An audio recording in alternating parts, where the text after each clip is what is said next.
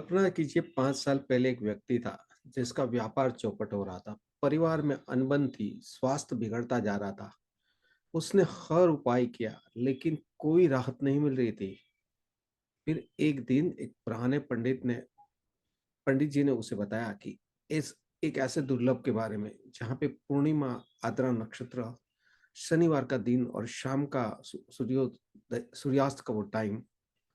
उन्होंने बताया कि इस योग में कैसे छायादान का प्रयोग चमत्कारिक होते हैं। उस व्यक्ति ने बिना सोचे उस योग का इंतजार किया, सटीक विधि से छोटा सा उपाय किया।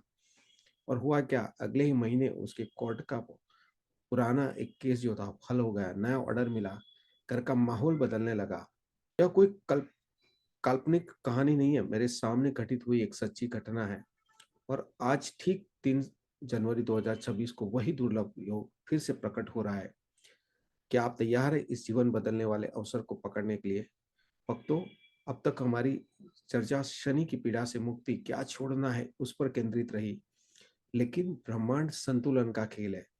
यदि आप एक हाथ से कुछ छोड़ते हैं तो दूसरे हाथ से नया, शुद्ध और सकारात्मक प्राप्त करने के लिए स्वतः ही खुल जाता है। आज की पूर्णिमा, विशेषकर शाकंभरी पूर्णिमा, क्या प्राप्त करना है उसकी कुंजी लेकर आइए। अखंड समृद्धि, गहन मानसिक शांति और मनोकामना की पूर्ति। यह केवल चांद नहीं है बल्कि देवीय प्रसाद है। आज हम उन उपायों को जानेंगे जो सीधे चंद्र ऊर्जा से जुड़ते हैं। ये उपाय शनि के कठोर उपचार के बाद मरहम का काम कर सकते हैं। इसमें गहरा इतिहास है, वैज्ञानिक आधार है, और सबसे बड़ी बात, हर कोई इन्हें कहीं पे भी बिना किसी जटिलता कर सकता है। शाकंभरी पूर्णिमा, यह वह देवी हरितमा की समृद्धि लाने वाली अमावस्या।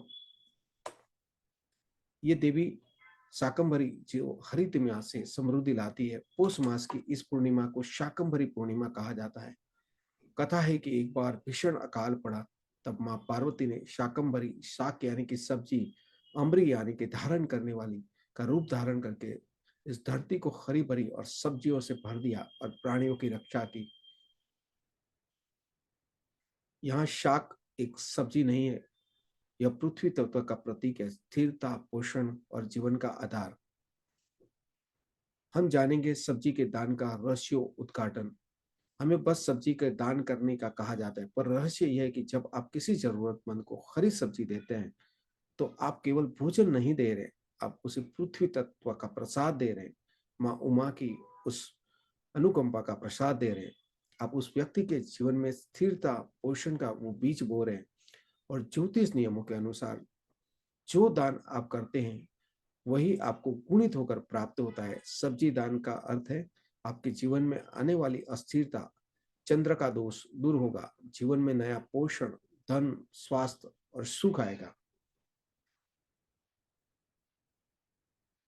आज आप ये करें, सबसे पहले घर में एक मंदिर में, पूजा स्थल में हरी सब्जियां, पालक, मेथी, सरसों एक प्लेट में सजा के माँ को अर्पण करें, भोग लगाए।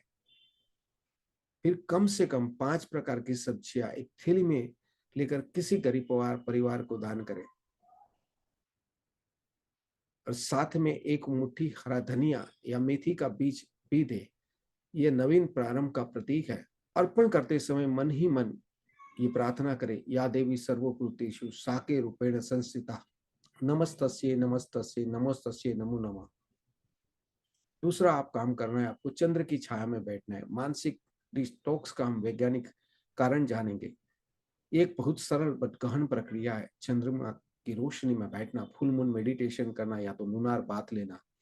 मुझे पता है ठंड है, लेकिन यदि संभव हो तो 10-15 मिनट के लिए ही यह क्रिया आपको एक किसी भी अच्छे मनोचिकित्सक के एक इवेंट से ज्यादा बेहतर रिजल्ट देगी। एक मेडिटेशन इवेंट होगी आपके लिए। ये कोई कोरी कल्पना नहीं है, इसका एक वैज्ञानिक आधार है। हमारे शरीर में 70% से अधिक भाग जल है।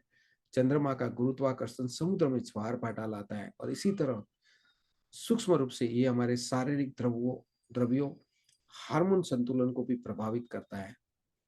शोध बताते हैं कि चंद्र की किरणों का संबंध मेलेटोनिन नामक हार्मोन से है, जो नींद के चक्र को कंट्रोल करता है, और ये एक बहुत ही शक्तिशाली एंटीऑक्सीडेंट भी है। मान लीजिए एक अध्ययन में देखा गया है कि पूर्णिमा की रात जब व्यक्ति चांदनी के संपर्क में आता है तो उसके मस्तिष्क में सेरोटोनिन यानी कि खुशी का हार्मोन एंड मेलाटोनिन शांति एवं नींद का हार्मोन बेहतर स्त्राव होता है। और ये प्रक्रिया इंसान के मस्तिष्क से कार्टिसोल तनाव हार्मोन के स्तर को कम करती है। सीधा अर्थ यही है कि चांदनी प्राकृतिक एंटी डिप्रेसेंट और एंटी एंजाइटी थेरापी है। कैसे करें इस साधना को? चंद्रोदय के बाद 1 घंटा सर्वोत्तम है। रात को 8 से 10 बजे के बीच में भी ये करना ठीक रहेगा जब ठंड थोड़ी कम रहेगी। खुला आंगन, बालकनी या खिड़की के पास जहां चांदनी सीधी आती हो वहां पे जमीन पर चादर बिठाकर बैठ जाए, आंखें बंद करें, गहरी सांस लें, मन में ये भाव करें कि चंद्रमा की शीतल रजत किरणें आपके मस्तिष्क से हर तनाव, हर नकारात्मक विचार को धोकर शांति भर रही है। अब वैकल्पिक उपचार के तौर पर मन ही मन ओम सोम सोमाय नमः का मंत्र जाप कर सकते हैं। सोम चंद्र का एक नाम है। जो लोग अनिद्रा, चिंता या मन के अत्यधिक भटकाव से पीड़ित है उनके लिए ये रामबाण इलाज है, क्योंकि चंद्रमा मन का कारक है, वे उसे सीधे ही शांत करता है।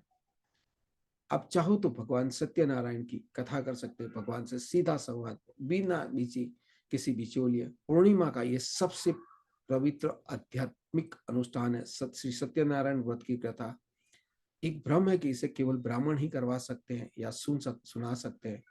प्रभु की कृपा के लिए कोई बिचौलिया नहीं होता है। यस, ब्राह्मण या गुरु हमारे लिए बहुत ही इंपॉर्टेंट है और हमें उनको उचित दक्षिणा देनी चाहिए। आज की तारीख में हम वो नहीं देते हैं। ब्राह्मण के बच्चे आज की तारीख में और पढ़ाई करने की सोचते हैं, क्योंकि अगर वो दूसरा काम करते तो उनको ज्यादा पैसा मिलता है कंपेयर टू वो पूजा पाठ करवाए। तो अगर आपके पास उतने पैसे नहीं है उनको यथा योग्य पूजा की भक्ति का, उनकी पूजा के मेहनताने के तौर पे आप उनको वर्क के पैसे नहीं दे सकते, तो आप खुद पूजा करें। और जब आप 12 महीने में एक बार या जब आपके पास कलेक्शन हो जाए तो उनको बुला के पूरे श्रद्धा के साथ उनसे पूजा करवाइए। बट यस, हर पूर्णिमा को आप अपने खुद से भी पूजा कर सकते हैं। भक्ति और श्रद्धा का यही एक माध्यम है। और मैं आपको इस कथा को घर पर स्वयं सरल रूप से करने की विधि बताता हूँ। सरल विधि ये है कि आप सामग्री कलेक्ट करें। सत्यनारायण भगवान की एक छोटी सी मूर्ति या चित्र रखें। एक साफ कपड़ा बिछाने के लिए रखें। उनको चढ़ाने के लिए पंचामृत, दूध, दही, घी, शहद, शक्कर थोड़ी मात्रा में रखें। पके हुए फल, केला, सेब, पान के पत्ते, सुपारी, तुलसी दल, दीपक और घी रखें। स्टेप 2 में आप स्थापना एवं संकल्प करें। स्नानादि करके शुद्ध होकर पूर्व या उत्तर दिशा की ओर मुख करके बैठे। चौकी या बाजट पर साफ कपड़ा बिछाकर भगवान की मूर्ति या चित्र स्थापित करें। हाथ में जल, फूल और अक्षत लेकर संकल्प करें कि मैं अपना नाम, गोत्र, भगवान सत्यनारायण की पूजा, व्रत एवं कथा श्रवण अपने परिवार के कल्याण के हेतु कर रहा हूँ। पूजन या कथा का श्रवण सबसे महत्वपूर्ण पाठ है। भगवान को फल, पंचामृत आदि अर्पण करने के बाद धूप दीप दिखाए। अब सत्यनारायण भगवान की पुस्तक ले। अगर आपको दिक्कत है तो आप मेरे से उसकी सॉफ्ट कॉपी भी ले सकते हैं, बट यस, प्रकाशक को आपको भेजने जरूरी है। और यहाँ पे रहस्य है, आपको संस्कृत पढ़ने की आवश्यकता नहीं है। आप हिंदी में भी पुस्तक को पढ़ सकते हैं। धीरे धीरे शांत मन से पूरी कथा को पढ़ें। यह आवश्यक नहीं कि आप इसे स्मृति से सुनाएं। पुस्तक से पढ़ना भी स्वाध्याय है और भगवान को अति प्रिय है। कथा में 4 प्रसंग है, एक गरीब ब्राह्मण, एक लकड़हारे का, एक राजा का और साधु का। प्रत्येक प्रसंग सत्य के प्रति निष्ठा, विनम्रता और भक्ति का संदेश देते हैं। और हर बार आप जयकारा लगाइए। आरती एवं प्रसाद का वितरण करें। पूरी जब कथा पूरी हो जाती है तो आप सत्यनारायण भगवान की आरती गाए। यूट्यूब पर बहुत सारी अच्छी आरती शास्त्रोक्त रीत पे संस्कृत में भी लोगों ने गाई है। आप उसे चलाकर भी साथ में गा सकते हैं। अंत में भगवान को भोग लगाए और उस भोग को बाद में स्वयं ग्रहण करें और परिवार में, अड़ोस पड़ोस में बांटे। इस सरल विधि से आप भगवान विष्णु के संकल्प में आते हैं और यही कथा पूरे परिवार में एकता, शांति और आर्थिक स्थिरता का आधार बनती है। ये आज के दिन का फल अनंत गुना बनाती है। और डरना नहीं है, पहली बार में सब कुछ नहीं ठीक होगा, कोई बात नहीं। भगवान की भक्ति का भाव ही शुद्धि का सब सब कुछ कारण है। भाव ही भगवान की शुद्धि है। भगवान आपके प्रयास को देख के ही प्रसन्न होंगे। जब आप तीनों उपासों को एक साथ करते हैं तो सोचिए, आज इन तीनों उपाय के समन्वय को करें। सब्जी दान से आप पृथ्वी तत्व की सक्रियता करेंगे। आपने पहले दीपदान भी किया हुआ है। चंद्र की किरणों से स्नान करके आप अपने मन चंद्र तत्व को शुद्ध करेंगे, यानी कि जल तत्व को भी शुद्ध करेंगे। और सत्यनारायण की कथा से आप अपने आकाश तत्व आध्यात्मिक कनेक्शन को भी शुद्ध करेंगे। यह त्रिविध साधना आपके जीवन में एक समग्र परिवर्तन लाएगी। भौतिक समृद्धि, मानसिक शांति और आध्यात्मिक आधार। यह पूर्णिमा आपको केवल कुछ पाने का अवसर नहीं देगी, बल्कि एक संपूर्ण संतुलित जीवन शैली का मंत्र भी दे रही है। सारे उपाय को पूरे हृदय से करना जरूरी है। छोटे से शुरुआत करें, बट निष्ठा से करें।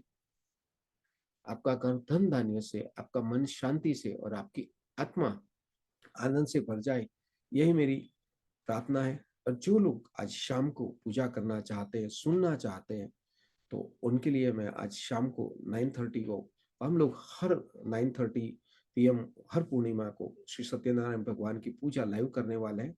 आपको आपके घर में क्या करना है, तो जो फल हो या फूल है वो लेके रहिए, रखिए। महाप्रसाद अगर आपके परिवार में किसी फीमेल को बनाना आता है तो वो आप तैयार कर लीजिए। नहा धो के शास्त्रोक्त रीत से तैयार होकर भगवान को फल फूल हम अर्पण करेंगे। उसके बाद में विष्णु सहस्त्र नाम के मंत्र का चांट करेंगे। सत्यनारायण भगवान की पूजा की पुस्तक में जो जो उपचार दिए, जो जो प्रक्रिया की गई है, जो भी विधान किया गया, उसको करेंगे। बाद में हम आरती भी करेंगे, उनको प्रसाद और भोग भी धराएंगे। और अपने आसपास में जो लोग हैं उनको भी हम वो प्रसाद है ग्रहण करने के लिए देंगे।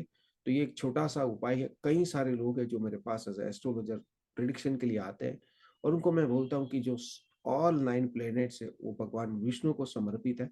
और अगर आप रेगुलर विष्णु सहस्त्र नाम करते हो तो उसका बहुत ही फायदा है। बट पूर्णिमा पे जब आप सत्यनारायण भगवान की देवी लक्ष्मी के साथ उपासना करते हो तो ये आपके जीवन में सारी प्रॉब्लम जो है वो सॉल्व कर सकता है। तो आप सबका स्वागत है। वीडियो के डिस्क्रिप्शन में मैंने लिंक भी दिया है। आप लाइव यूट्यूब में मेरे साथ जुड़ सकते हैं, आप जूम सेशन में जुड़ सकते हैं। और अगर आपको लगता है कि कोई विशेष आपको समाधान की जरूरत है, तो आप उस डिस्क्रिप्शन में दिए गए लिंक पे आपकी डिटेल भेजेंगे, तो मैं आपके जो नॉलेज है उतने नॉलेज से आपको मार्गदर्शन करने की कोशिश करूंगा। धन्यवाद। जय लक्ष्मी नारायण।